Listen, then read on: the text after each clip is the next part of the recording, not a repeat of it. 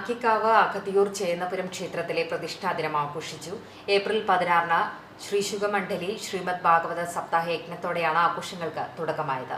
ഇരുനിലംകോട് ജ്ഞാനാനന്ദ കുടീരത്തിലെ സ്വാമി നിഖിലാനന്ദ സരസ്വതിയായിരുന്നു യജ്ഞാചാര്യൻ. 23-ന് ഭാഗവത പാരായണം സമാപിച്ചതിന് ശേഷം മൂക്കുതല ദശപുഷ്പം സംഘത്തിന്റെ കൈകുട്ടിക്കളി അരങ്ങേറി.